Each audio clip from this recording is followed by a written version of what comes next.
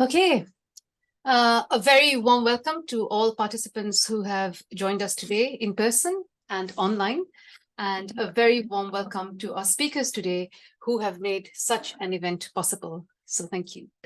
I'm Jagjit Plahe, Associate Professor of International Political Economy in the Department of Management. I want to begin by acknowledging the Bunurong people of the Kulin Nations on whose land we are gathered here today. We pay our respects to their elders, past and present. We would like to acknowledge that Aboriginal and Torres Strait Islander sovereignty was never ceded, and this continent always was and always will be Aboriginal land. We would also like to acknowledge the continuation of cultural, spiritual, and educational practices of Aboriginal and Torres Strait Islander peoples. Our seminar today is entitled Refugee Insecurities: How Nation States Force Persecuted Minorities to Become Stateless. It would thus be appropriate for us to understand and to reflect on the inclusion of the voice of Indigenous peoples in Australia today. Kia ora to friends who are joining in from New Zealand. Now, this seminar focuses on decolonizing geopolitical understandings of security. Decolonizing our understanding is to rethink and to relearn knowledges that have been oppressed, blatantly ignored, cast away, or discredited by Western colonialism. The seminar will discuss the particular challenges faced by minority ethnic communities, such as the Rohingyas, in terms of their integration, security, and inclusion in the society where they're located. These issues need to be urgently recognized by the global community when current nation state and international institutions have continued to fail to protect minority communities, including in Australia. The seminar will also focus on the role of academics and academic activist organizations in recognizing the need for democracy and justice for minority communities who are caught up in situations of armed conflict, displacement, and citizenship loss. Our activist academic panel will discuss how national and international systems for protection could work collaboratively to prevent blatant human rights abuses experienced by minority communities. As critical scholars, it is high time for us that we listen deeply to the experience of communities and activists and engage in collaborative research that leads to transformative change in society. There are a few housekeeping things. The washrooms can be found right down this corridor, and they're opposite the lifts. I'd also kindly like everybody in the room to make sure that their microphone is muted. So if the microphone is on red, as it is right now, it is muted. If you want to speak, you unmute it, it will turn to green, and then you turn it back to red. So that there's no ambient noise coming through. Also, could I ask everyone in the room to put their mobile phone on mute, please? And all online participants, please kindly keep your microphones on mute as well. I'll now hand over to Professor Helen DiChieri, who is the Director of Research in the Department of Management at the Monash Business School. Helen's current research is mainly focused on workers' experiences of work-related violence and bullying. And over to you, Helen. Thank you so much. Thank you, Jagjit. My name's Helen DiChieri. I'm Professor of Management and Director of Research in the Department of Management at Monash Business School. And on behalf of Monash University, I'd like to welcome everyone here today. Kia ora to our friends in New Zealand. And I would also like to acknowledge the traditional custodians of the lands on which we're meeting and pay my respects to elders past and present, acknowledging that this always was and always will be Aboriginal land. At Monash University, we espouse social justice as a core value in everything we do. We have strategic goals that emphasise as priorities, doing research and educational endeavours that contribute to geopolitical security, climate action, and building thriving communities. And this event today has connections to all three of these very core strategic priorities for the university. As a university, it's important not only to espouse these values, to aspire to these goals, but also to enact research and education that contributes and has a positive impact on the societies in which we live. It's important for us to inform, to investigate, to engage in debate, to advocate for progress, to raise attention to injustice, and to seek to contribute to the world in positive ways, to discuss important social issues, to change minds. These are the contributions that universities can make. But we also need to engage with activists, which the people here in our panel today and online embody through their lived experience. And we're grateful to you for bringing your expertise to Monash, to give us this opportunity to learn from you and your experience, your expertise. This event is very important because we're so fortunate to hear from speakers with such contributions to society. Our speakers today: Habiburahman, Behrouz Boochani, Ahmad Saleem Saha, Professor Asad Islam, and our keynote speaker, Dr Maung Zarni, have all made contributions to society while experiencing violence and displacement themselves. Their contributions have raised awareness. They also offer us hope that we all can contribute in whatever ways that may be possible for each of us. It's up to us as individuals, but also as institutions, to understand, to learn, and to seek to do better. And so I'd like to express my thanks to all of our panellists and our keynote, Dr. Zarni, today, for engaging with us. And I look forward to the conversations that we may have today. I'd now like to hand over to Dr. Fareen Alamgir, a member of the Department of Management. Fareen has been the energy and driving force behind today's event. Her work, her research on issues of gender equity, on inequality, on violence against women have been so important in their contributions. And we're grateful for Fareen's activity in bringing together not only the academic voices, but the activist voices to contribute in this panel and in all of your research. So thank you, Fareen. I'll hand over to you.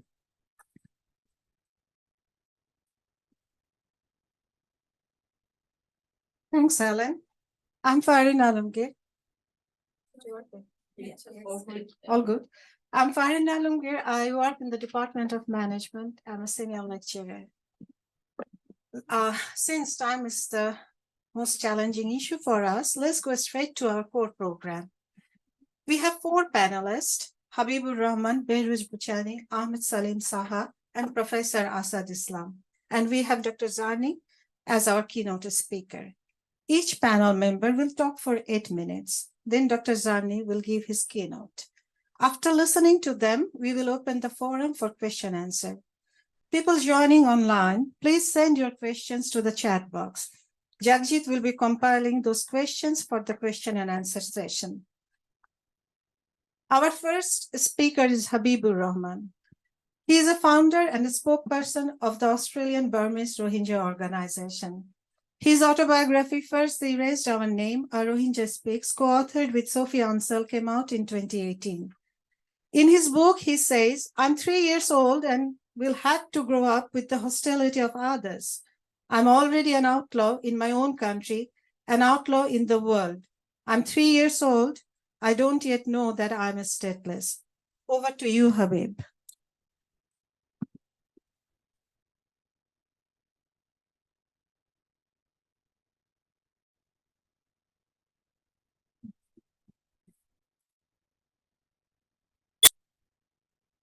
Good morning, everyone.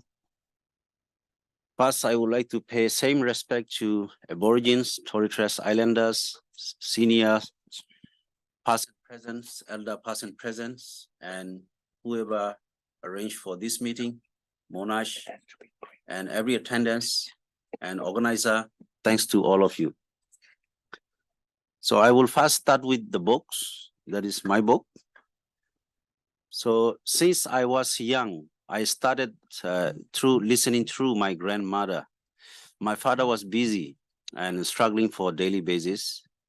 And there were a story about what happened to Rohingyas, like 1942, 62, 63, and 78, and 91, 92. And when I was growing up and also faced a lot of experience and hear stories and news from the villagers and our elders. So this made me to memorize as much as I can and slowly become more interested to memorize them, to find out, to note them. So that was my first experience. And then I wonder why this not being recorded, not written anywhere. This was my first query. And later on, the more I become like growing and mixing with a lot of people there, so the experience become worse and worse. Because of Rohingya, because of our belief, because of who we are neglected, isolated, and treated very badly in everywhere, in every part of, even in business dealing, even in traveling, even in access to education or healthcare. So this has been happening for a long time. Because in Burma, the name Rohingya is not exist. We are not exist. So we've been told we are outsider. We are interloper. We are illegal immigrant. But we are there. So we've been treated very badly and no justice, no fair. So everyone, they can just treat whatever way they to us and they are no matter for them. So even let's say, even you bring a chicken before killing, you will have feed the chicken for food and water or something. But for Rohingya, it is worse than the animal. Not even less human being, worse than animal. We've been treated very badly in own country, in own state, in own land. That's been for a long time. So after I left my country, I crossed through the border, Golden Triangle area and Thailand, and arrived in Malaysia, and I spent about 10 years. So the same issue I faced in Malaysia, arrest, detention, deportation. I was arrested and detained more than 6 times and deported to Thai border. So up and down in Malaysia. We are illegal immigrant again. And United Nations agency just can do registration of refugees. There's nothing more than that. So then finally decided to come to Australia by boat. So after 10 years. So before coming to here, I met Sophie Ansel, who is French journalist, freelance. And then I started conversation with her, and then we visit to many Rohingyas situation in there. And we call it the story of Rohingyas. And then decided to write the book. Then in the middle of the way, then I was already in Australia, and I spent about 32 months in Australian detention center. So Christmas Island, Darwin, Melbourne, I think 4 to 5 camps up and down. So where Sophie come to visit here. So we've been in communication through email, and it's talk about 2 years and send question and fill up and write, note them down. So finally the book first published in French language. That is called the Burmese. So who unspeakable in French language, because we did not get budget that time from Australia, because the publishers and they worried that we're gonna write about the detention situation in Australia. So we got budget from the French and then published the book in French in around 2012, I think August. Then I got released because of the book published. And then after I came out, then we decided again, it's better people to understand in English language.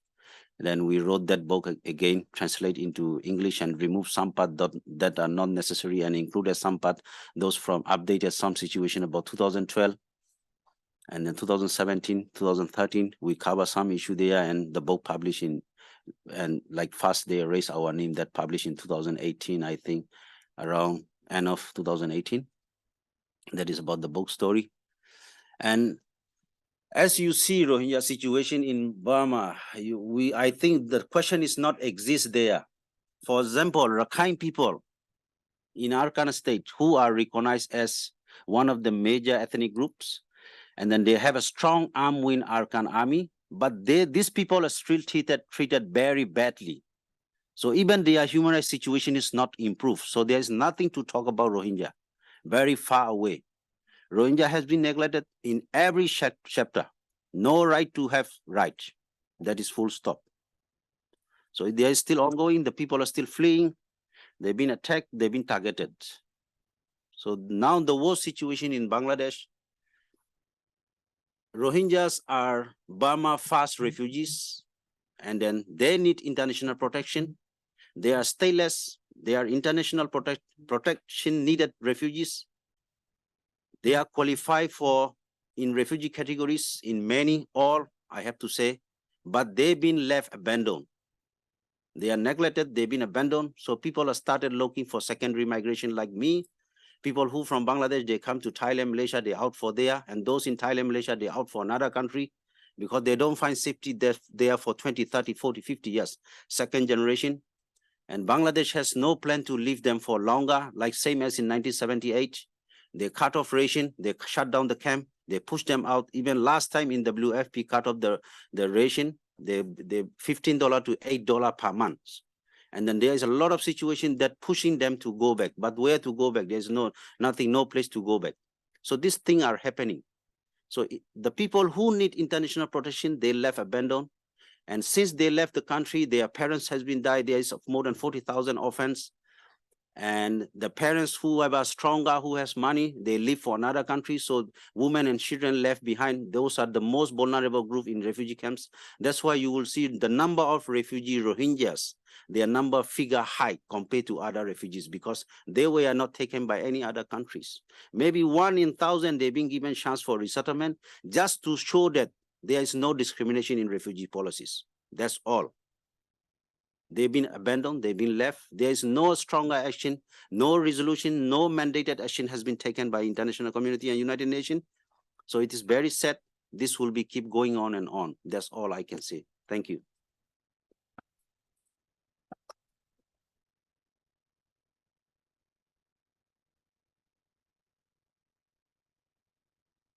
Thanks, Habib. Our second speaker is Behrouz Boochani. He's a Kurdish-Iranian journalist and writer. He has spent more than 6 years in prison on Monash Island. His first book, No Friends But the Mountains, won the Victorian Prize for Literature and the Victorian Premier's Prize for Nonfiction in January 2019. His second book, Freedom Only Freedom, The Prison Writings of Behrouz Boochani, came out in 2023. In his second book, Behrouz has a chapter that entitles Saleem Fled Genocide to Find Safety. Saleem was a Rohingya who committed suicide in the detention center. Behrouz wrote, for years, Saleem was like a possessed corpse who would die a number of deaths every day. But he also thinks death is something about what Behrouz thinks that must be a matter of choice. He concluded that chapter with a note on death and a poem. Everything returns to nature, everything that has happened returns to the land. But the rain can't comprehend the blood that has been spilled by using the law as a weapon. He talks about the hope at the end as our secret weapon. Over to Behrouz. Thank you very much. Can you hear me well? Yes, we can hear you. Yes. Yeah, thank you very much. I would like to say hello to everyone. I just wanted to, thank you for raising that article. Actually, Freedom Only Freedom is a book, which is a collection of articles, essays, and it's mostly an academic work and journalism work. You know, it's like 40 articles, but actually I wrote more than that, like 100 articles, but we try to categorize the articles. And so that article that you mentioned, it was very important that we include the Rohingya people in the book, because we thought that it's really important that we, raise that issue. So the article is about Salim Nawing. So Salim was a Rohingya refugee, stateless person that he was sick for years. But unfortunately, the Australian government didn't provide him medical treatment. And finally, he died on May 2018. So the official statement is that he did suicide, but actually he was killed because of medical neglect. And I wrote about that in a different article about his situation, that what's happened. But I think Salim is a symbol of Rohingya people and refugees in this region, that a person that who fled persecution and genocide, he came to Australia, he passed the ocean, and they detained him. And he is a symbol of that. On 2014, Australian government decided to stop taking refugees from Indonesia. And I think that impact on Rohingya refugees in Indonesia, because there are, I don't know the exact number, but definitely there are hundreds and probably 1,000 people in Indonesia, Rohingya people, who are waiting for years to be transferred to a safe country. Alongside Hazara people, Hazara as a nation that is stateless, Hazara as a nation that experienced genocide and a long history of persecution. So these two ethnic minorities in Indonesia are among at least 14,000 refugees who are in Indonesia, and they've been waiting for more than a decade. So that's impact. But in the same time, that is interesting, that in the same time, the Australian government, the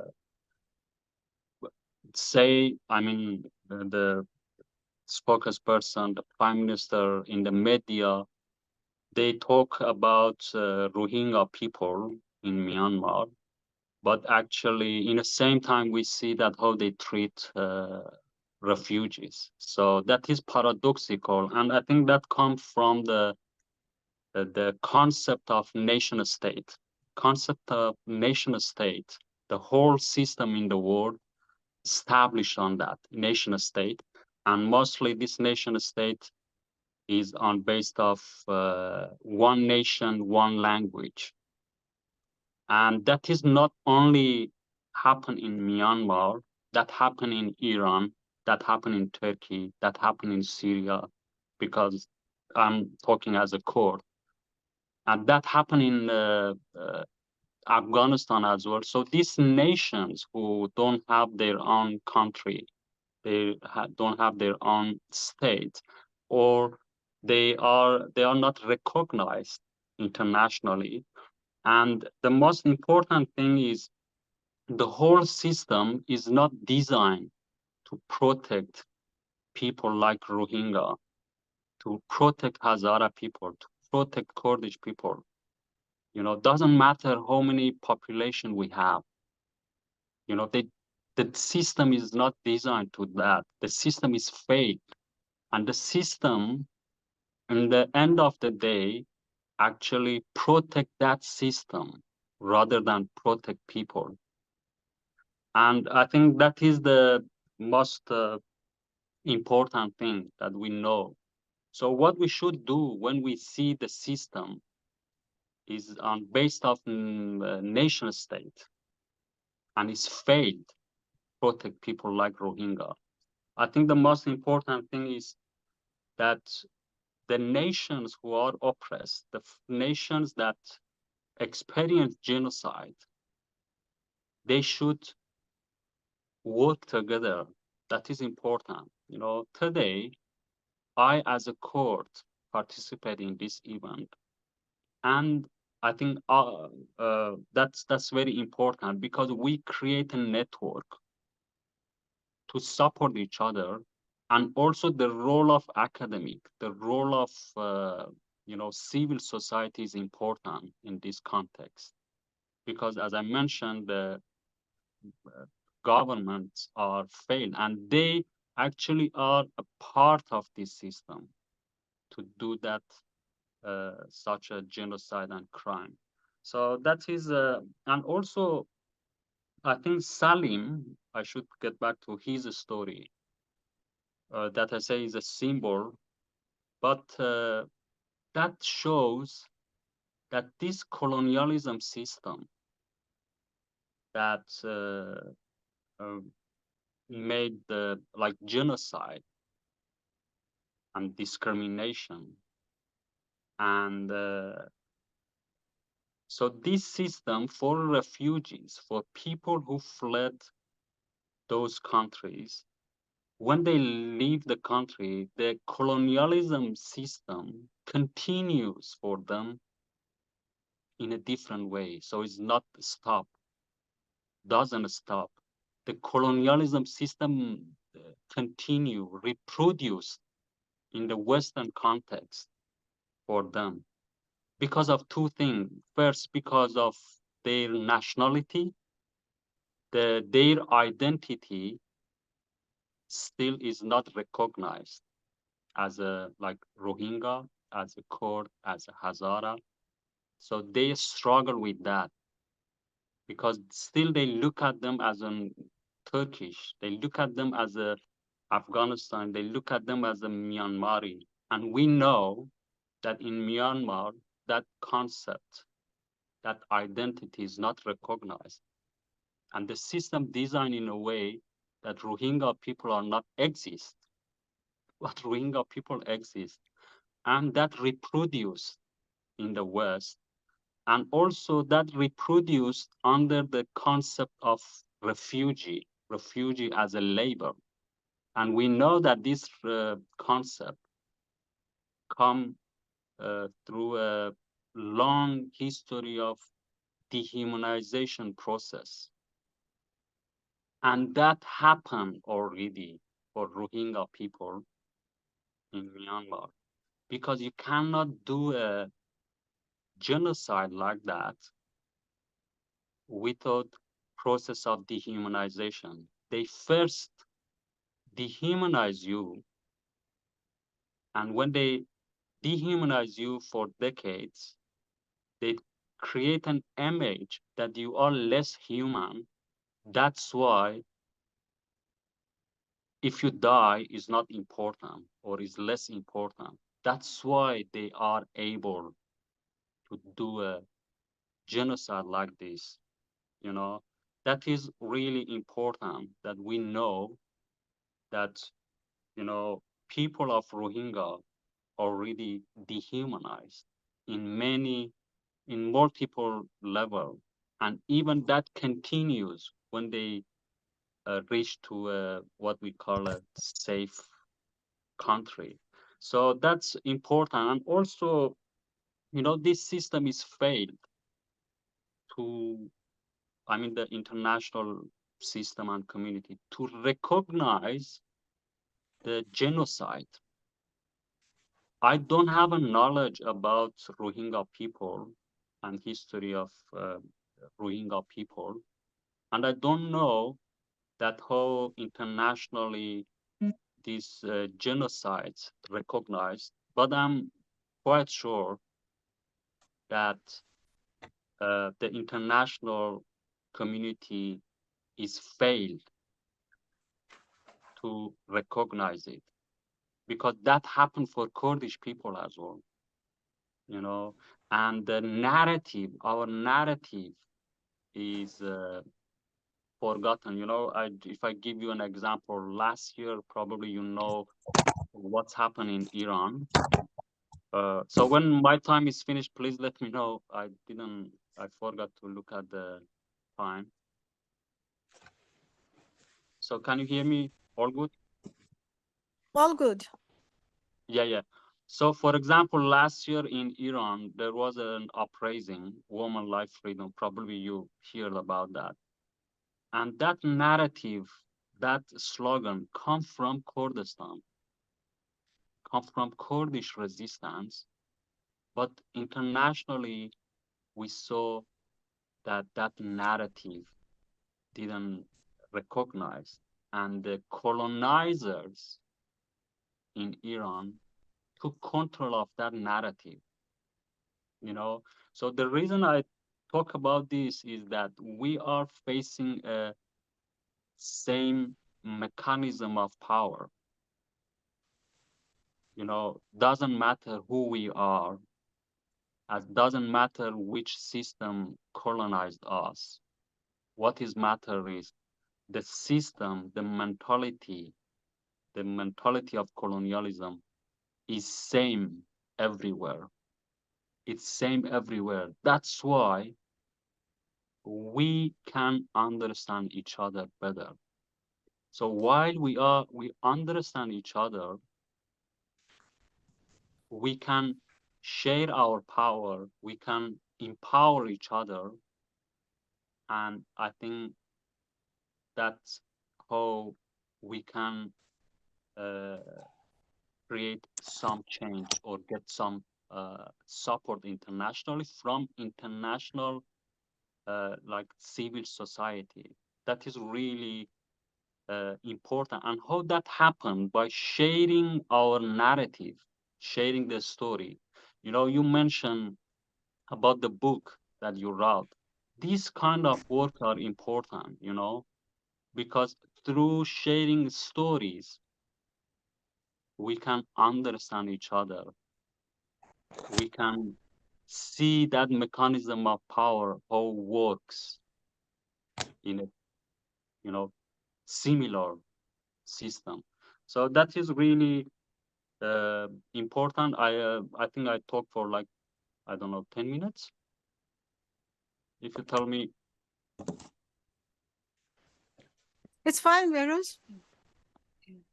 Yeah, thank you very much. So Thank you very much. Yeah. And also, you know, that when I talk about that, I mean that we should create a network, you know, to share this power through our organizations as well, not only the individually, you know. That is very important. That now, for example, in Australia, there are different Kurdish organizations that they are working, and they to get support for Kurdish people. So, you know, it's very important that your organization, your group, create that link with them, you know, with Hazara people, with other ethnic minorities who face genocide. That is really important because we can support each other. And, you know, and if we continue like that, we can have a organization, or we can create our own structure to support everyone or represent everyone. That is, I think, is really important, because we should empower each other. That is my understanding. Yeah, thank you.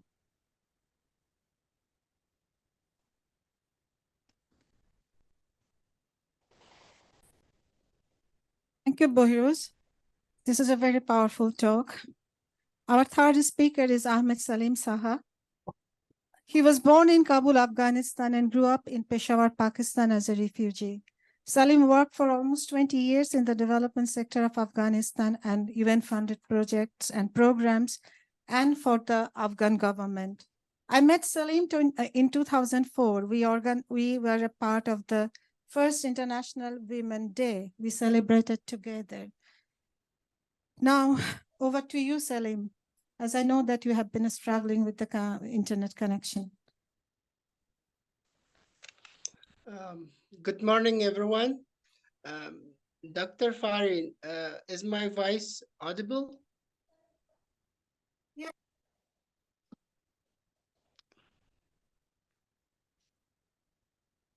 Hello? Yes. Okay. I sincerely apologize to all the panel members and the speakers and those who have joined us through Zoom. I would like to precisely talk about how ethnic divisions in Afghanistan have been fueled by foreign interventions and the current crisis in Afghanistan under the Taliban regime. So I'm not going to give you facts and figures because those could easily be available online. But I'm going to talk about the realities on the ground and the insecurities faced by the silent majority, that is the 95% of the population in Afghanistan.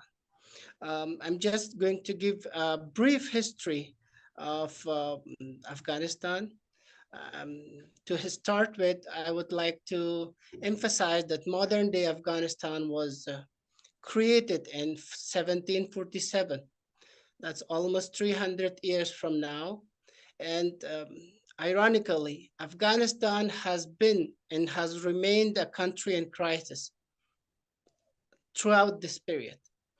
I would like to precisely talk about how the US invasion of Afghanistan back in 2001 has had backlashes and has had irrevocable damages to the fabrics of the communities in Afghanistan.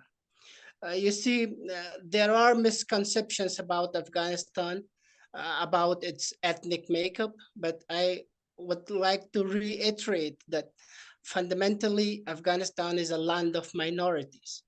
There is no dominant ethnic group in Afghanistan. To give you the percentages, it is established that Pashtuns, they make up for 40% of the population. Tajiks make up for 30% of the population. Hazaras make up for 15%. Uzbeks make for 10%, and 5 other percent belongs to the other ethnic minorities. You see, when the US invaded Afghanistan back in 2001,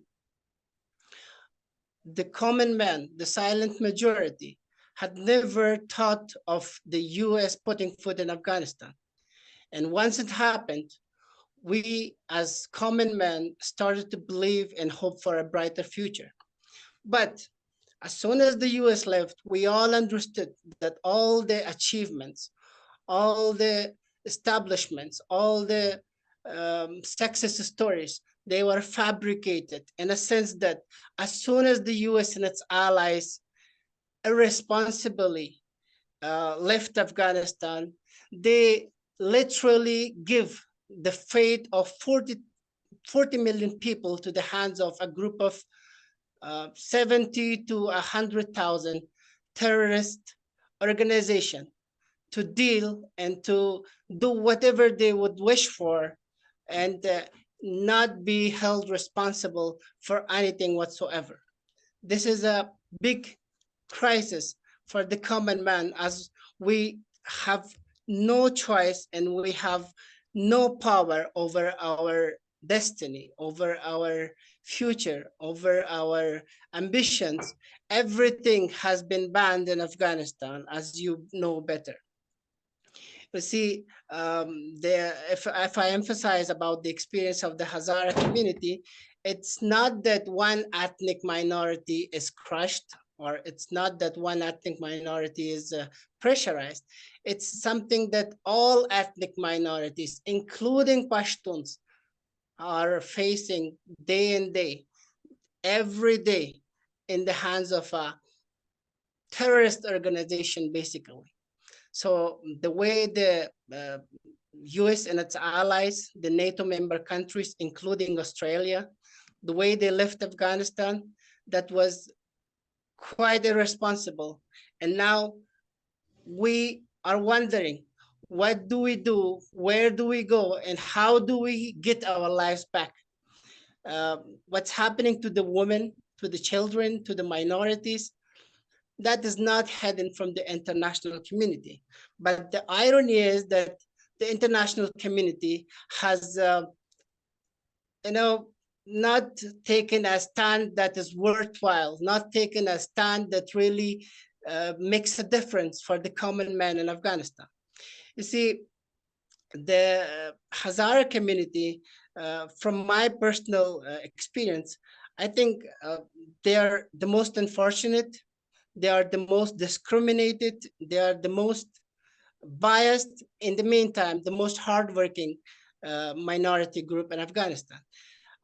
They are continuously tortured, kidnapped, killed, evicted from their homelands, jailed, persecuted for whatsoever reason. The fact of the matter is that this extremist group called the Taliban, that was proven and that was given power directly by the US, has been discriminating all ethnic minorities, including Hazaras, in the forefront.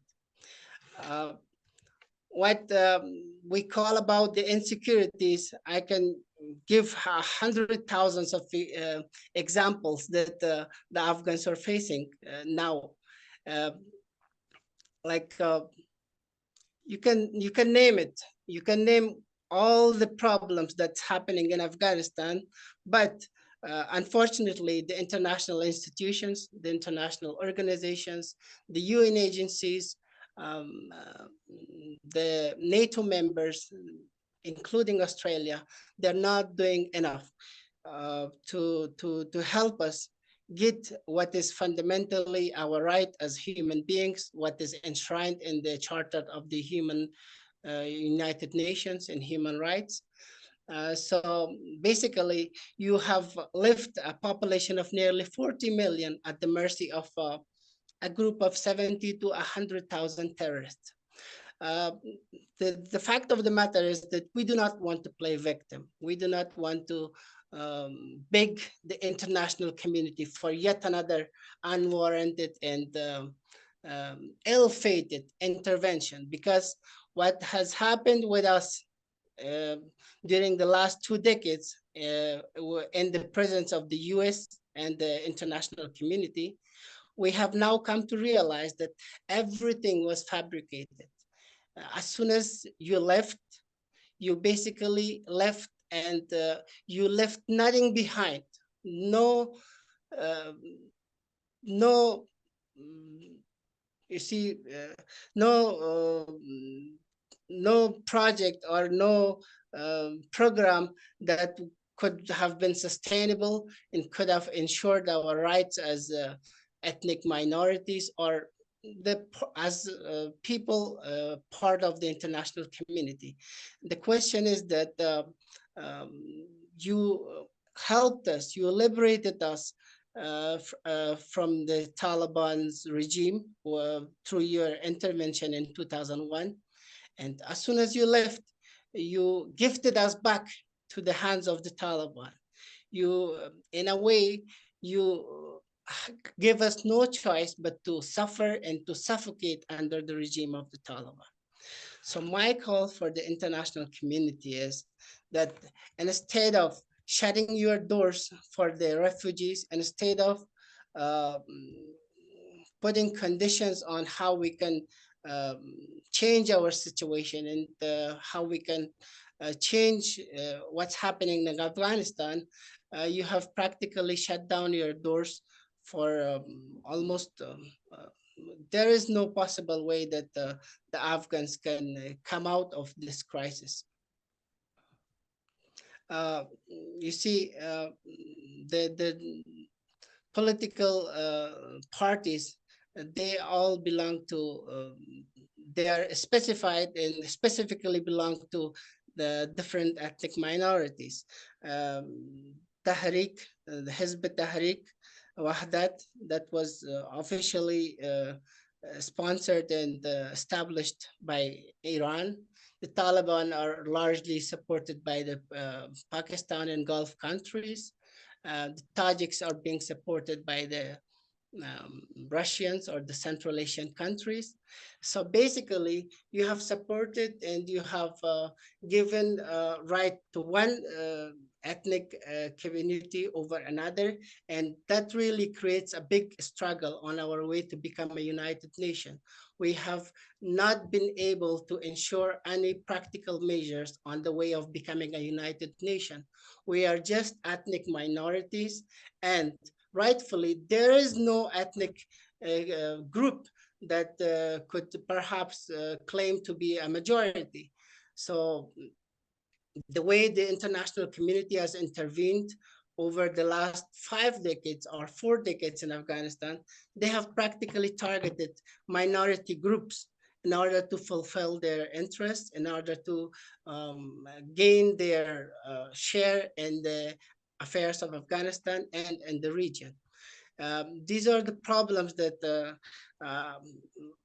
there are so many problems that I would be very happy to elaborate on based on my perspective as an Afghan who has been living under the Taliban regime for the last 2 years. The problems that we are facing,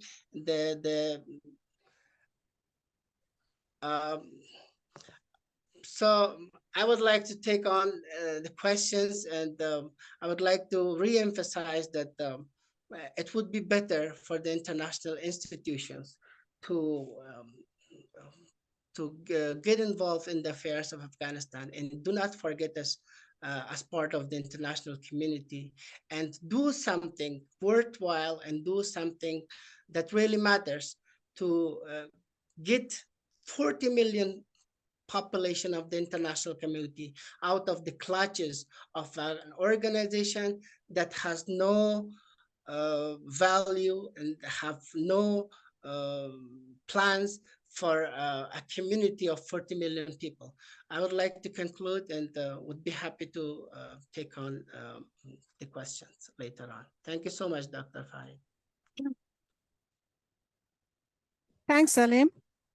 Our fourth panelist is Professor Asad Islam. He's the director of the Center for Development, Economics and Sustainability and professor of economics at Monash University. Asad has been working with BRAC. BRAC is an NGO building resource across the community in Bangladesh to develop evidence-based programs to help Rohingyas refugees, particularly women and children. Me and Saleem, we used to work in BRAC Afghanistan in 2004. So the same organization. Over to you, Asad. Thank you. We are talking about 6 years have gone since the last wave of Rohingya refugees came. I visited the camp in Bangladesh. I'm also from a Bangladeshi. So I have got some first-hand experience looking into the situation of the people in the camp. If you haven't gone, or if you haven't gone to any slum in South Asia, it's worse than that, actually. So the situation in Bangladesh is not really that great. With limited capacity that Bangladesh government has. So we thought we engage with as much possible as we can with some NGOs working on the ground to try to help and better up the conditions of the people until the political settlement is reached. So the initial target was for our purpose was to try to understand and also have some sort of programs to help women and children. And particularly we focused on the women and children. You know, they are the majority in the camp. A lot of men probably are not there for various reasons. They were killed in Myanmar, or some of them have been trying to in different destinations. So the children, in fact, constitute 55% of the population of almost 1 million refugees that are living now in the Cox's Bazar in the Rohingya camp. And, a lot of them, in fact, about 40% of them are below 11 years old. So we started with BRAC to try to see how we can actually help the children and the women. So the first program that we started is, we call, it's a humanitarian play lab. It's supported by some international donors, but BRAC has been running this program, which included mothers who have children from 0 to 2 years old. So it was basically a psychosocial support for mothers and a play and learning environment for children who are in that age group between 0 to 2 year old. So what BRAC did is basically involving mothers in a group to try to discuss and have given some psychosocial support, counseling, because of the trauma, depression, and anxiety that they have been going through and they have experienced before coming. This a lot of women we see actually in more than half of the women in our survey, we found them, they are tortured, and they are actually depressed, and a lot of them have experienced in terms of first-hand experience in terms of the burning their home and also or burning their villages. In fact, about 70% of them. Okay, so what we are talking about, these women and children, while they need many other support, we thought that giving them some psychological support and assurance and also confidence that will help them to stay positive. So that was the main focus, and we have run this program initially with BRAC for 3,500 women and children. So now the program has gone and expanded to more than 17,000 children and women.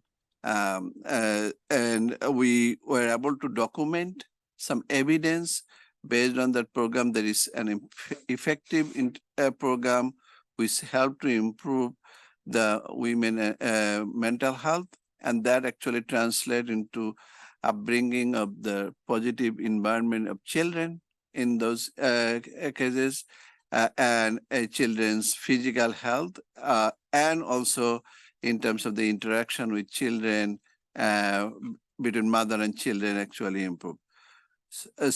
So and that helped actually BRAC to raise some more funding and to expand the program, and it's continuing. The second thing we did actually is the children who are above 2 years old, but is still not able to go to his school, which is 2 to 6 years old. Even so, those children, for those, BRAC established a kind of more kindergarten kind of program, and again, it's a kind of an environment where the children come play. So it's a play-based early learning center, more about play, and through play they actually interact with other kids and to socialize, because they don't have that environment at home actually. So the home is actually not at home. It's a very small place and congested place, and even 2 or 3 people cannot live or sleep properly in that place. So we are talking about that kind of place. So the children do not have any kind of place to actually play in their home. So they could come in this play lab, and they actually got environment where they could also learn some early childhood education that are not actually available in other settings. So this is actually the large program BRAC has been running since then, and we are able also to produce some evidence, generate some findings to try to actually gather more support in terms of the funding through BRAC. And we are currently now working with another NGO in camp who are trying to support the livelihood initiative for people working inside the camp. And the camp, the Bangladesh government hasn't yet allowed the Rohingya people to work outside the camp. So we are trying to see under the restriction how we can actually help them to give training on certain activities that they can actually do within the camp, and those can be actually an income generating activities. And potentially when they go outside the camp, either in Bangladesh or in any other country, or hopefully they go back to their country of origin. So then they are able to actually use that skills to do some activities quickly. So this NGO is another NGO called Shushilon. We are working. This NGO is also supporting, and we are actually devising a program that can actually make sense for the people on the ground, because we understand that there are restrictions in place, and we want to make sure that there is a short-term gain and also there are long-term skill development outcome. So this is also going on, and we are also working with Center for Peace and Justice, BRAC University, to try to actually create a link between host community and the community and the Rohingya refugee community, because there has been a lot of misperception among the host community, particularly those living near around, that the refugees, Rohingya people are taking their jobs away, or creating a lot of problems. So we are trying to see whether we can improve the communication between host and Rohingya community and inform the host community about the situation that Rohingya has been going through and has gone through, and whether that actually helped translate in terms of the attitudes and perception about the Rohingya community. Because a lot of efforts, even the government has been trying in Bangladesh or the international community, sometimes are being hindered because of the host community's attitudes or some kind of actions that they are taking, and it's not really helpful for the Rohingya people. So we need to bring the host community as well to make sure that they are also involved and integrated into the development activity that is going on. Because the Bangladesh is a poor country by many standards, and the people who do not have jobs, they have easy excuse now to actually blame something. Anything happened that in their community, they can easily blame now to the Rohingya people. They think that because of the Rohingya people, they are not able to do this. And we need to actually change the culture and practices, but also at the same time offer host community something so that they can actually see that actually they are not actually disregarded, they are being included in this initiative. So all these activities we are working while as an academic, my job is to produce evidence, generate some interest outside the academic community. At the same time, we are also working with the NGOs and the government in Bangladesh to try to help better up the situation while, where the political situation is beyond our control, at least beyond my control. So my objective is to try and see how far I can do as an academic, as an individual, and as a human being. Thank you.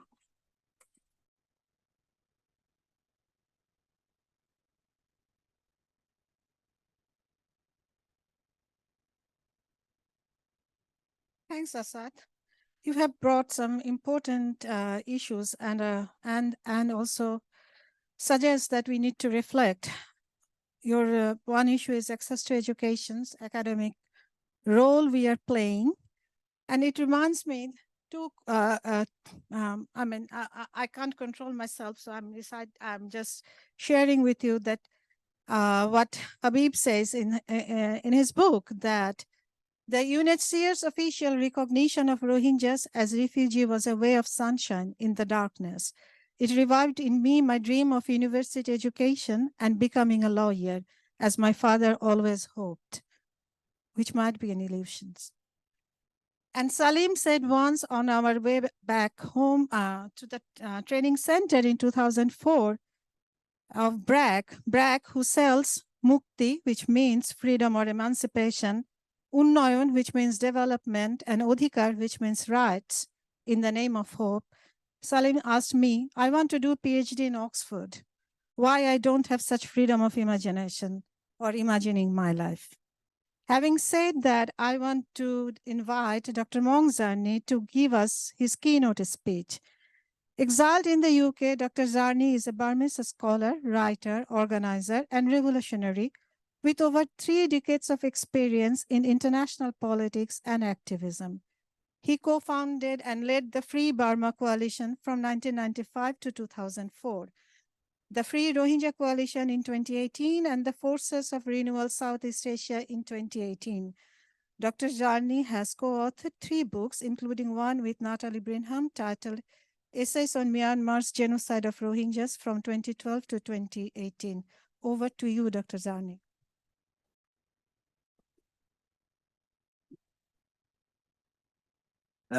Thank you very much, Dr. Farid.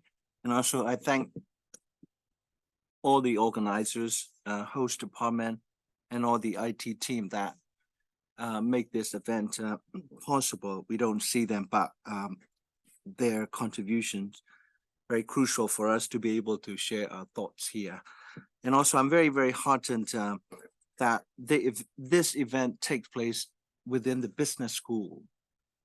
Because usually business schools are seen as the money-making places, not like sociology, political science, or other liberal arts and social sciences. So it's very, very pleased to hear Professor Helen talk about social justice as a core value. So what I'm going to do in the next 15 minutes or 14 minutes is share my both personal and professional / intellectual observations on the issues of how human populations are rendered first minorities and then stateless. These are 2 steps in the direction ultimately of population destruction. That is more generally known in popular consciousness and also in legal discourse as genocides. Genocides involve more than killing. Genocides are essentially about the process that is organized by states with populist or popular support to intentionally destroy populations that are marked or targeted for destruction, either in whole or in part. That's essentially, the both legal and sociological understanding of what genocides are. You don't have to kill, 6 million in gas chambers for this kind of process to qualify as genocide. I'm approach this subject both from a personal and professional perspective, because I was talking to my Rohingya brother here, the last time I came here, about his experience coming to this country on a boat. It's not a spirit of Tasmania, not cabins and so. It's a little very risky fishing boat, extremely overcrowded. And I mentioned this because one thing he said stuck with me since. He said after a few days of sea or ocean water,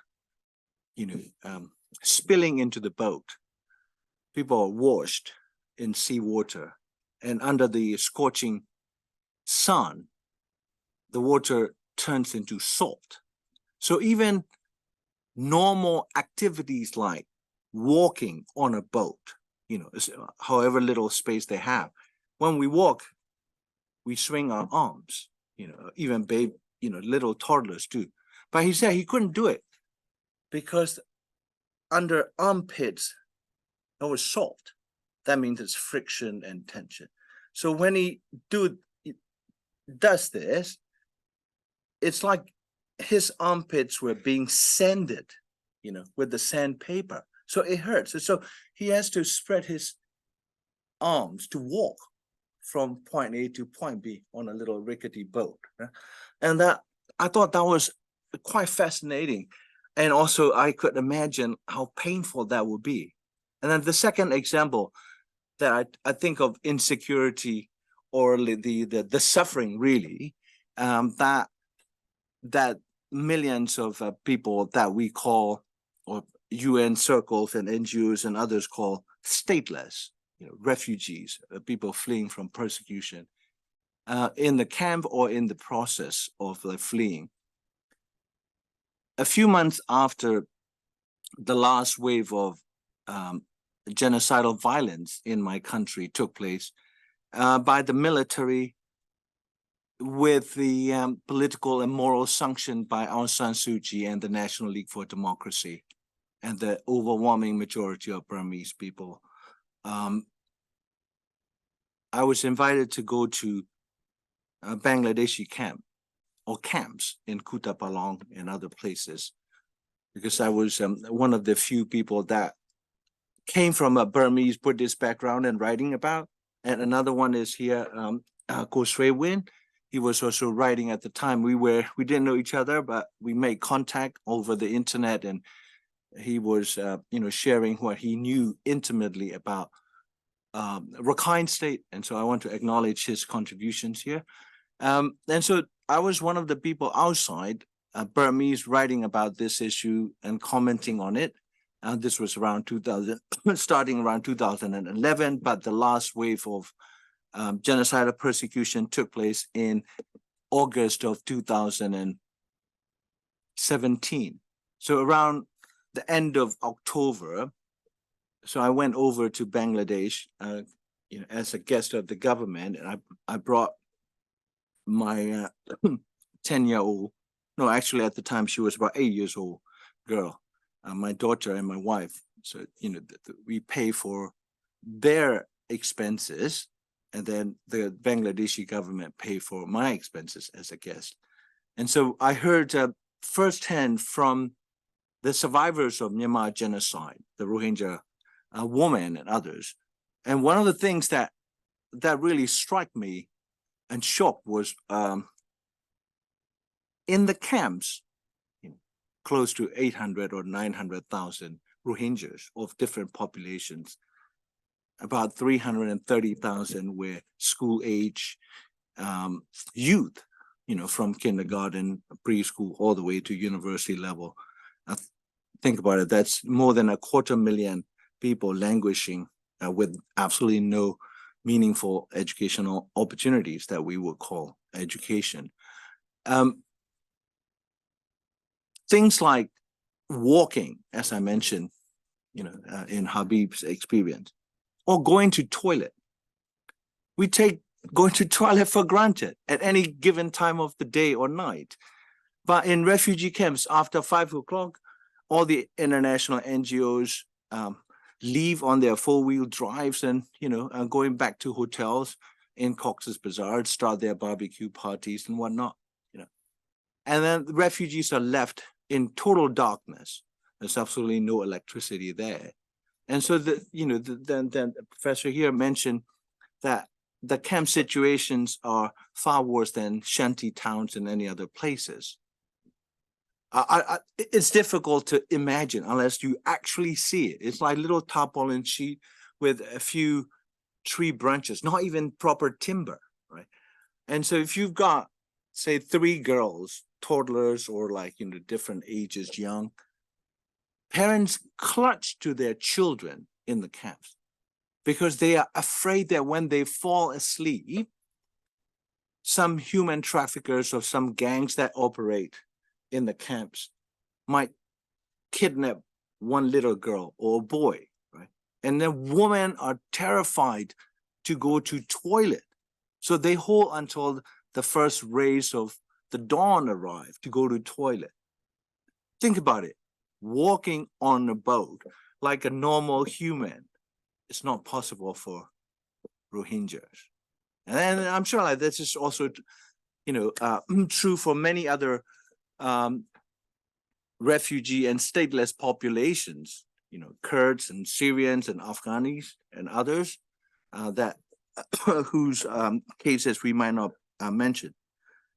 And then thirdly, I was a refugee myself, or political asylum. So I used to travel on what's called 1954 document. It's like issued by the United States government as a refugee travel document. It's a UN document that enables you to travel with visa, into various countries. And I remember approaching immigration booth in airports or going to consular interviews at various embassies, Thailand or others. You cannot apply online. You have to go. They will interview, the consular officer will interview you, ask questions. Every single time, without fail, my heart rate goes up. As I land in any airport, walking up to, as soon as I see the immigration officer's uniform, I start to feel nervous, anxious. And so that's, I call myself jokingly, I'm a high-class refugee or asylee because I've got a doctorate, I had a job, I could speak and explain myself in English language, and I have a list of telephone numbers that I can call in the event I get into trouble. I was first married to an American, and so my wife could stand up for me, and then I'm now married to a British person. And so I have multiple protection, put it that way. Yeah. So imagine people like Habib or some like a young refugee mother who survived, lost her husband in the kill, survived with 2 children. Absolutely nothing. They can't speak English. They have absolutely no paper. That's the kind of like, there's a gradations of insecurity from psychological to physical. And of course, like, the being killed or being vulnerable, being not protected by the states is the last one. So that's just my personal observation. Now on to the more professional observation. I think there are 3 interlocking ideas that that underpin the 50% of what we discussed. The 50% is the populations on the receiving end of various types of persecutions, from discrimination to exclusion to outright persecution and destruction. And those ideas are, number 1 is law, and number 2 is justice. Number 3 is state. These are all interlocking ideas. As some of you may be familiar, Rabindranath Tagore, the first Nobel Prize winner in literature in 1917, and one of the anti-nationalist Renaissance intellectual of British India, and the Amartya Sen's principle, Sen's father worked as a professor of Sanskrit at the school that de Gaulle founded in Bengal, West Bengal of India. And unlike Nehru or Gandhi, he was probably one of the giant of India in his day and all the way today. And he says something like in his essay on nationalism, he says civilizations are founded on corpses, human corpses. So when I think of nation state, that Kurdish brother talk about nation state, Sen's image, sorry, de Gaulle's conceptualization of civilizations as edifices built on human corpses. You know, they get that conjure up in my head. But looking back historically, I think civilizations are a lot freer, more accommodating and inclusive political entities than nation states. Even the more inclusive type of political organizations that we would call civilizations, even they were built on corpses. So imagine nation states, which is categorically far more exclusive, discriminatory, and more effective than civilizations as a form of social and political organizations. How violent, how persecutorial, how exclusionary and exclusive nation states will be. So the problem is the ideas of law, justice, and state or civilization, they intertwine to serve, not to promote the idea of, universal fellowship of humans, or to promote liberty, to promote equality. They have, in effect, been instrumentalized or weaponized against populations that are not considered part of the in-group. And so when Professor Helen mentioned like social justice, 1 minute? Okay, sorry. I remember a conversation with my roommate in England. She was Amartya Sen's student and a disciple, Sabina Al-Kia, a very well-known economist that works on Sen's idea of well-being. She implements, she turns this into an operational initiative at Oxford. And she said Sen and John Rawls, people, many of you know, a great philosopher writing on justice. They were friends down the road in the same hall at Harvard, and they became alienated because Rawls was not intellectually prepared to extend his idea of justice to universal populations, because from Rawls' perspective, only nation states could promote the idea of justice and defend populations, not universally. And then Sen for years agonized over this difference and then wrote his own tomb, another one, that not after development as freedom. And so I think unless and until we extend the idea of law as a protection, justice as universally applicable beyond nation states, we're going to have this problem. What we have is an interstate system. What we have is the laws of the states and economic organizations, not the laws of the people, right? So finally, I live in the frontline state called Kent in England. Kent is this receiving state or province of England where migrants and asylum seekers cross from the French side across the English Channel to come to England. So there's a lot of like right-wing populist, backlash or like resistance against the poor migrants and asylum seekers coming this way. But on the other hand, about 20 minutes is Winston Churchill's house called Chardwell in Kent. And in there, I saw his typewritten note saying, "Nations united against evil." Yeah, that's when him and Churchill, Roosevelt and who's that, Stalin, they were conceptualizing post League of Nations, United Nations, in the ashes of the Second World War.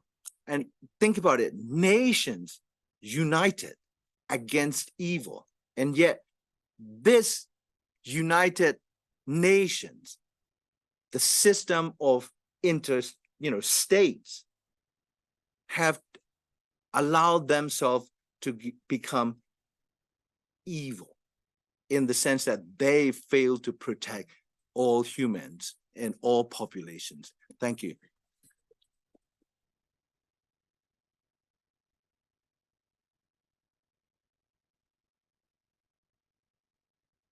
Thank you, Dr. Zarni.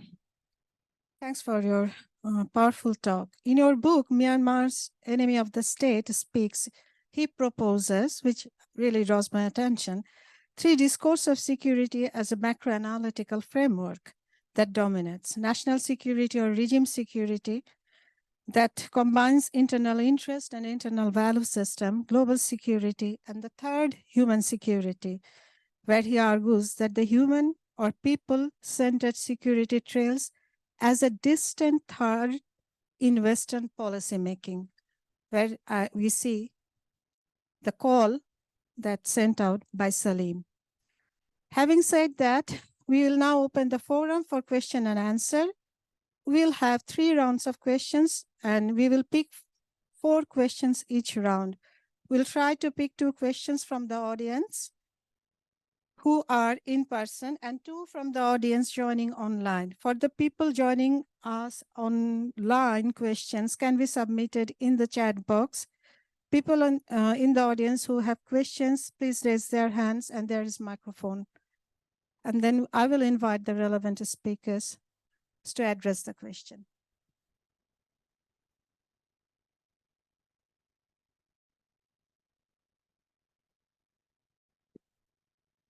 Thank you, everybody, for an absolutely soul-chilling panel, and thank you to the organizers.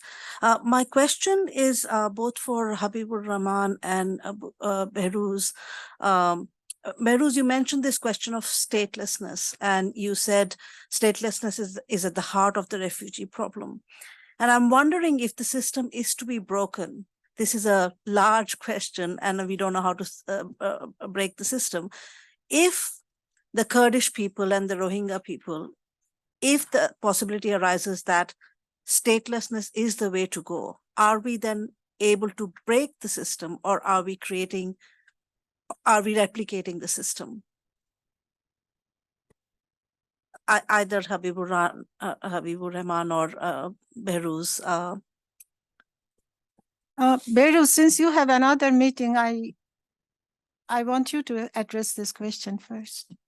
Yeah, thank you very much. So that's really important question, that what we should do with this system that established on based off nation state. So when I talk about that, so that is just a way of thinking that we dream of a world without nation state, but we should be real.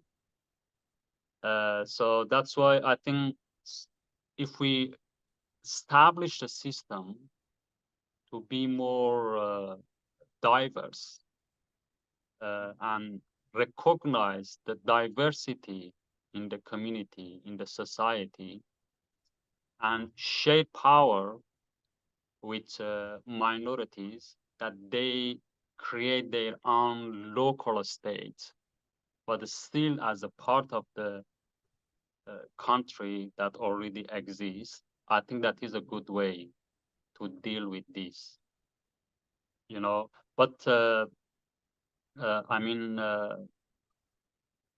is a long way to go. You know, now these days in Australia, we know that now we have a referendum in Australia, you know, as a nation, as a country that is established on colonialism for a long time. On 2023, now we are going to have a referendum just to share or just to create a space to Aboriginal people. So I mean that even in the liberal democracy like Australia, we see that violence, that the systematic violence exists.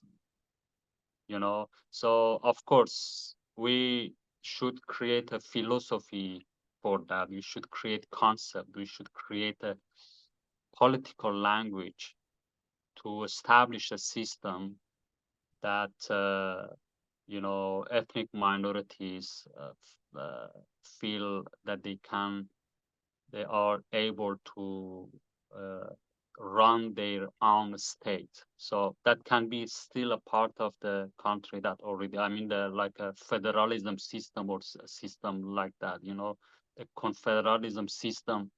So I think that is a good way that we should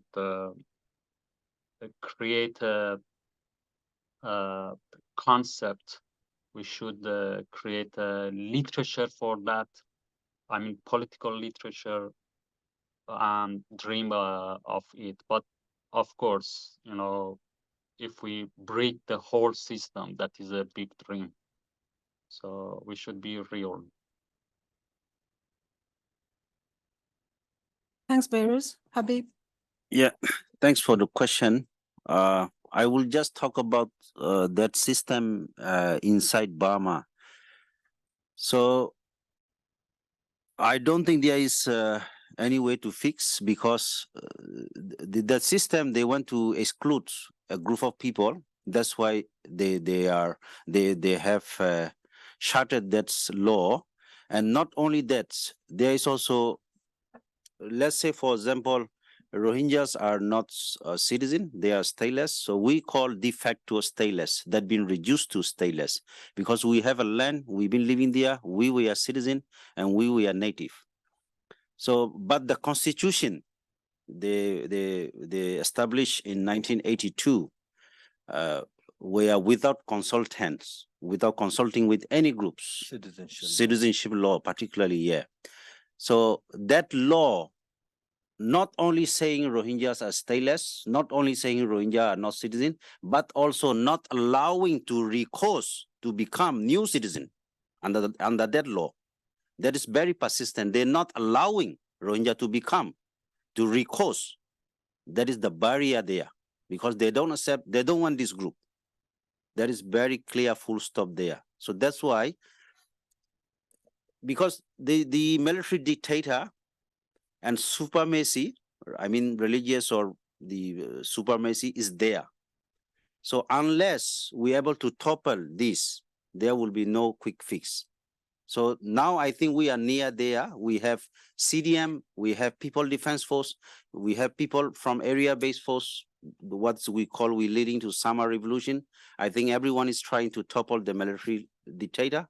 So that will be the way in. So we don't know that we are on the way to there. Thank you. Thank you for. Sorry, I should put a comment.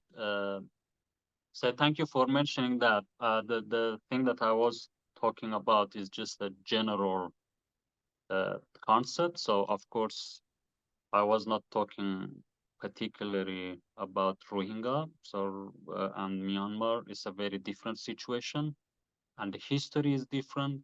But I mean, generally, I was just trying to imagine how we should deal with this system of nation state that the whole world established on it.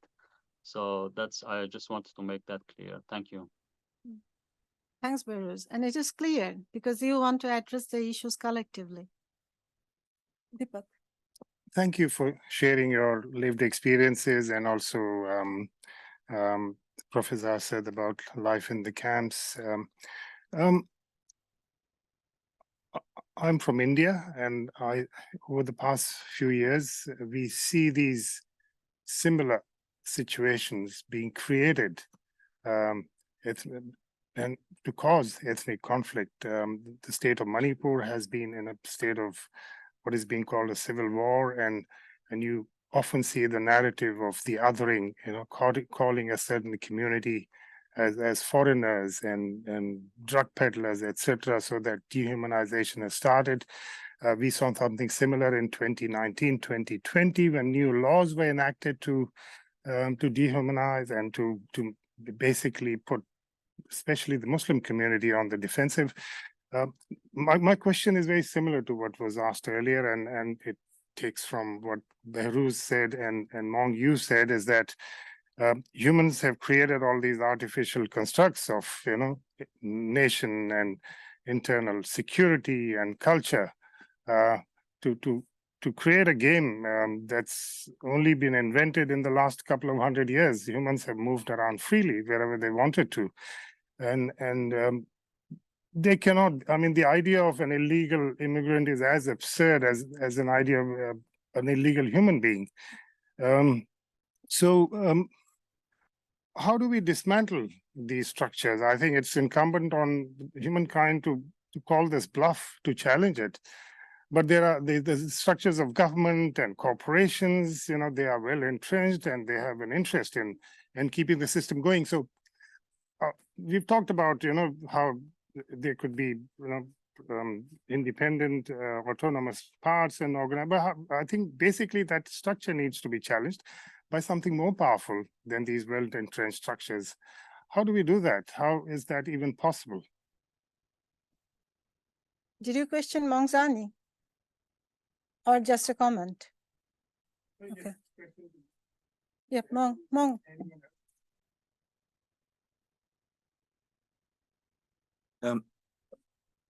Thank you very much, and good to see you again. I think we met before. I'd sent out the announcement a couple of days ago on my personal email list, and Gayatri Spivak took issue. So like, oh, you're talking to an academic audience, or like, to non-existent international community. We've got to go beyond that. And so I was having a not heated exchange. She's like my grandmother. So I was just talking back and say, we need to start with consciousness. We cannot be daunted by the powers of these structures. You think about it. Everything that was in the past considered moral, legal, constitutional is now no longer seen as legal, constitutional, or moral.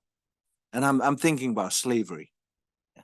And I was on the 3 weeks at family break, and I grabbed this book to read during the vacation. Supposed to be vacation, Capitalism and Slavery. If you haven't read it, I would highly recommend it. It was written as a PhD thesis at Oxford by Eric Williams from Trinidad Tobago, and he became the first president of that country. And what was so striking and also shocking was that slave trade, slavery, they were deemed moral by the church. Popular sentiment backed it because it was a Christian majority public opinion, when the church leaders and all the way to the Pope and the Vatican endorsed this, what we would call crime against humanity, as moral. And the gospel, the power of gospels and the content of it did not apply to this phenomena. Transatlantic slave trade and slavery went on for almost 400 years, right? And it was legal. All the jurists, scholars, philosophers provided intellectual justification for this, right? Now, okay, all right, there are modern forms of slavery that exist in fishing industries and, plantations in Malaysia and or Thailand and other places, human trafficking and all that. But in popular consciousness, the word slavery, the N word is no longer mentionable. You can lose your livelihoods if you say, forgive me, nigger, and so I think that we need to start with shifting the consciousness of all populations, not just children, not just preschooler, not just university students. All people can still change their mind. Mind is a growing organism. It's not dead. And, maybe like it's harder to change older people's mind than the younger ones. We start with what you said, brother. No human is illegal.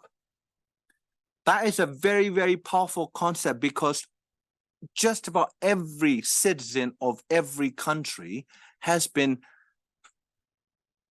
trained to think in a Pavlovian way that some groups are illegal, some groups are more prone to crime than others. Rohingyas are more prone. Nazis maintain a Jewish crime register. Think about it. Criminality exists in every one of us potentially. Yeah, we are not just the moral or immoral people. We are both moral and immoral. We are both capable of good and evil. We're not beyond good and evil. It exists within human minds. So the first order of dismantling, not decolonizing. I don't even like the word decolonize. You cannot decolonize empires. You dismantle them, whether they exist in the mind or in the legal and constitutional structures. You don't decolonize empires. You dismantle them. That's what happened around 1945 when the empires over spoils started, destroying each other.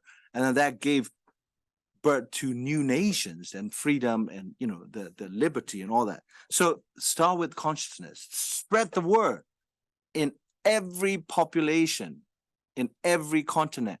No human is illegal. Law is a human creation. Something that human created cannot be used against humans. Thanks, Zarni. There is one question for Behrouz.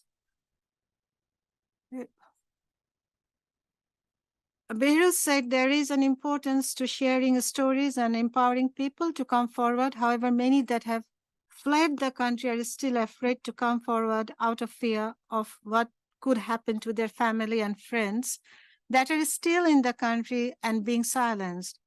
Do you have any suggestions on how we could empower these voices to come forward while also protecting them?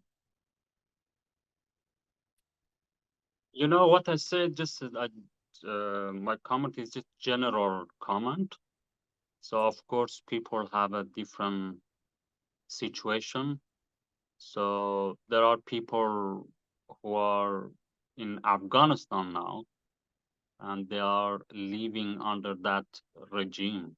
There are people who are living in Myanmar. People are living in the camp in Bangladesh. People who are in Indonesia, and they've been there for more than a decade. And people like us who are in New Zealand or Australia or Canada, it's a very different situation, or the situation is. So what I'm talking about is just to understand each other, because I was talking about creating a link between people who experience colonialism, experience genocide, and that is a part of our collective memories and trauma. So to understand each other more, I think the most powerful way is to share stories that we understand each other better. And that is what I was talking about. But, and it was mostly not and that can be a political act as well, but that was mostly I say it as an artist rather than a political activist. But of course, you know, as you mentioned, a brutal regime like the system in Myanmar, of course, you cannot decolonize them. You know, you should just always I say that against fascism, the best way is not to defend yourself, is to attack fascism, you know, to attack fascism, because that whole system designed to destroy you. And that happened, you know, that already happened in history, and in the recent years happened again. So that's why, I mean, it's look like that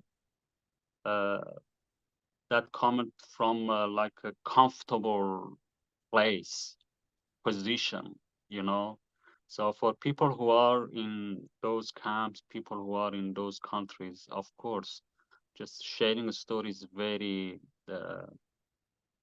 like it's not a powerful language, you know. Just my comment is just general comment. So, and also recording this history is important as well. You know, that book that you mentioned, you know, recording this history is important. Recording this narrative is important.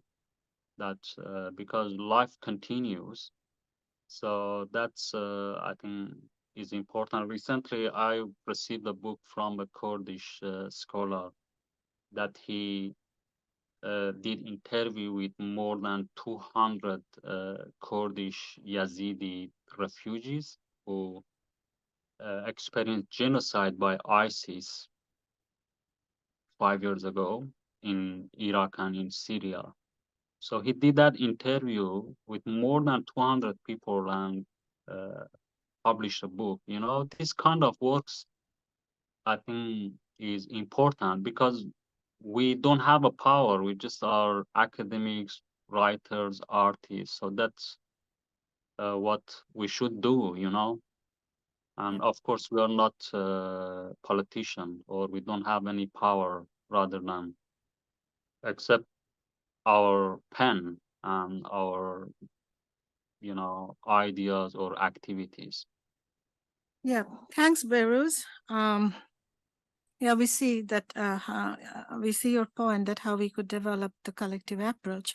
There is a question for Salim on that you talked about how the political parties were formed based on ethnicity. Would you please explain that? Salim, are you there? Yep. Yes, Dr. Farin, I'm there. See, the political parties in Afghanistan, they always play ethnic cards. That is in a sense that all the political parties in Afghanistan, active or inactive, they are only formed based on ethnicities. There is no political party that is formed by a Pashtun ethnic minority with participation of other ethnic minorities. All the participation in political parties, like for instance, the current regime under the Taliban, that's basically dominated by a Pashtun minority group. So in that sense, the international community, the regional players, the stakeholders in the affairs of Afghanistan, they have always targeted ethnic groups to form political parties. That is a big hurdle on the way of forming a political party that is beyond ethnicity, that could effectively represent all ethnic groups in Afghanistan. And this is one of the problems that the civil war in Afghanistan has been going on for over 50 years now. So that is one of the main issues in Afghanistan, that no political party is in a position to represent different ethnic groups. In that sense, the political parties are only formed to basically vouch for and propagate the agendas of a particular ethnic group. And that is what is stopping us from becoming a united nation, a united Afghanistan that could effectively deal with its internal and external problems. Thanks, Salim. Yeah, Thank There you. is a question. well, thank you all for the amazing talk today. It was truly inspiring from everyone to hear from everyone in the room and online as well. Well, my question was for Behrouz, but anyone can answer actually. So, as a Palestinian with inherited refugee status, I can really relate to everything he said about colonialism being universal. It's the same everywhere. Genocide doesn't necessarily mean to have 6 million people in a gas chamber, like you said. He was also talking about having an organized structured unity for all these people to actually fight and have, like you said as well, Dr. Maung, the universal justice. How far do you think we are from having something like this that could actually have an impact in the real world?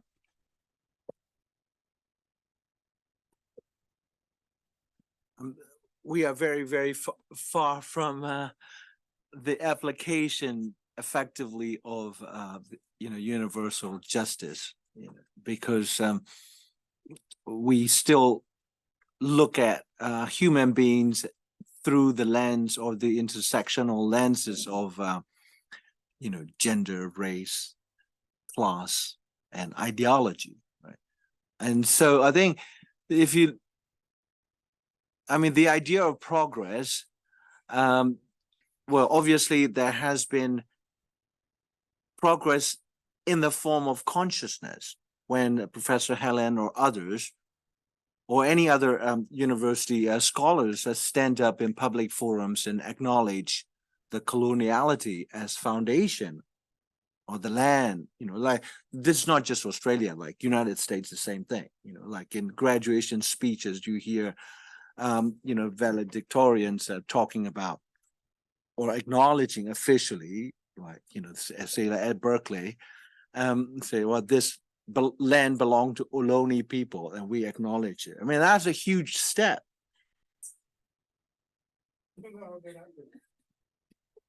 And so I think, we have, and also Black Lives Matters is a major consciousness changing epoch, epoch changing.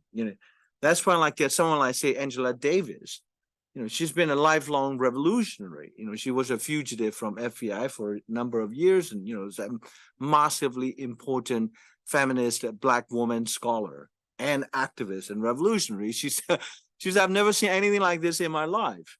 She's like in her 80s or early 80s, and she was so inspired by this Black Lives Matter movement. So I think, like,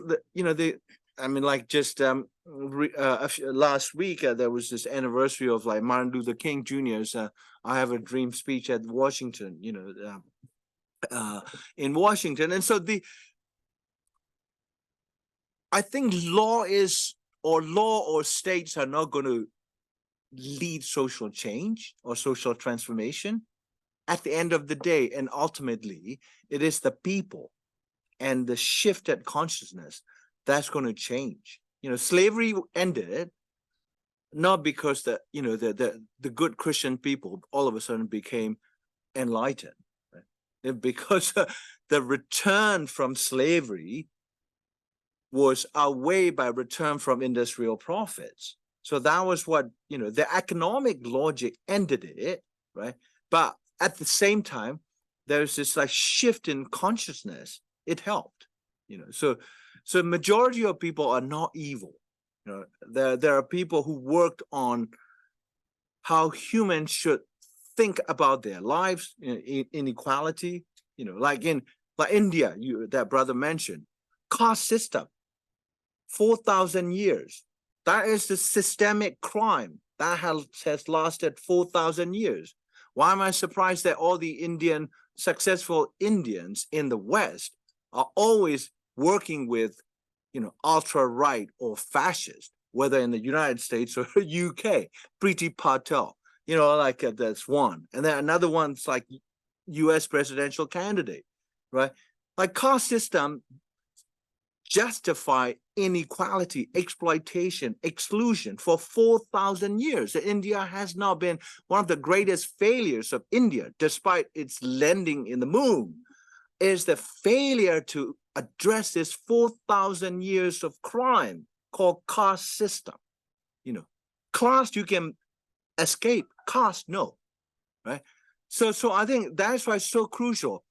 The Hindu majority that control 95% of JNU's faculty and run all the magistrates and media organizations and all the ideological apparatuses of India. They're not going to give up their superior positions and dominance so that they could address 4,000 years of crime. There's just one aspect. And then you talk about and so I think it all boils down to people shifting consciousness. That is so crucial. That is why I don't accept that academics are just simply writing and publishing. No. Power is exercised through speech and writing, and so much resistance. What we're doing today is an act of defiance and resistance. We are challenging the normative order of states. And so a few of you walk out of this room and started penning op-ed or even having conversations with neighbors. It's like we are weavers, only one loom at a time. Thanks, Rani. There is only one question we can take, and that's for Assad. The question is, I'm quite critical about the way NGO work in the refugee camps. So do you think there should be a structural change or shift in how the NGO works in the global south? For instance, in the Cox's Bazar Rohingya camps?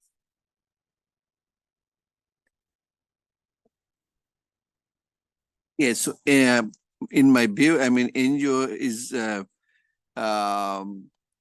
not a solution actually. It's kind of NGO is taking up a step when the government or the other international community is failing up, or they try to fill the gap actually. So there are cases, successful cases.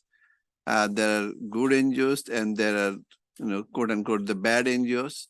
So we have to also find out a way to actually how these institutions work and how we can make the system better.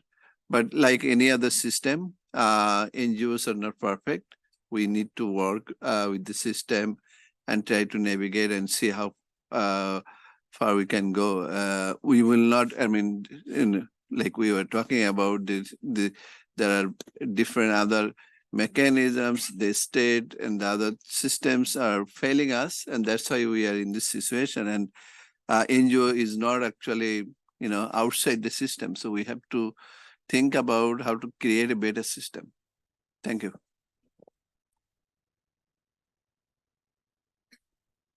We have to wrap up. This room has been booked for another event.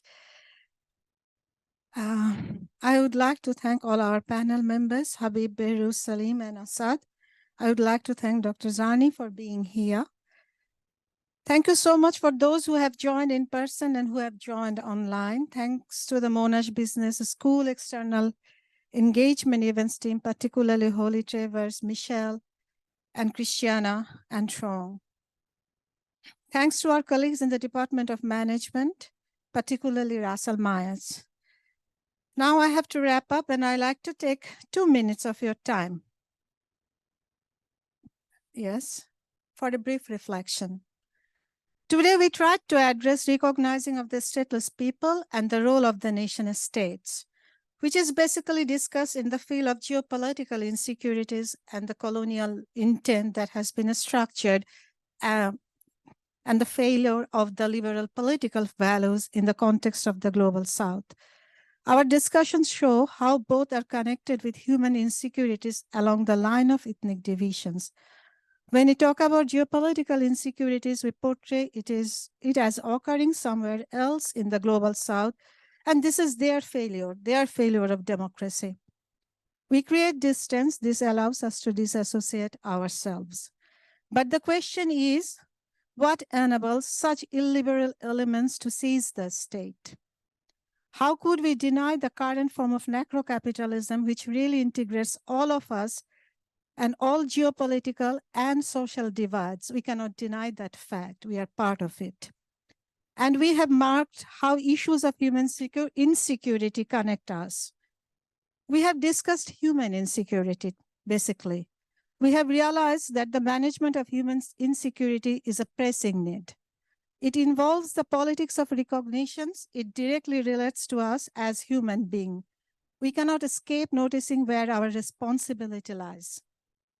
This is not just about human rights. We are questioning human security issues.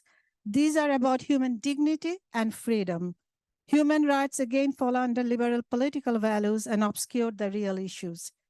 We have heard today the critique of human rights enterprises and how they manage human rights to some extent. It has been discussed by Saleem, Habib, and others. When there is displacement and dispossessions, there are ways of adaptation, such as organizing of displaced people living in camps and detention centers. When we consider human insecurity, it invites more questions. Such questions compel us to consider that it is not an activist academic issue. Rather, we need to grapple with how our academic activities can produce new realities and bring about transformative change. If creating social impact is important through our research, it implies that our work should be transformative. We need to consider the role of universities. As academics, we need to question ourselves about what we are doing. And therefore, quoting from Nagar, I would like to conclude this session. While we may argue whether or not it is truly possible to separate scholarship from political action without detaching the two, it is worth grappling with the ways in which we might attend to the radical contingencies of time and place. Thank you, everybody.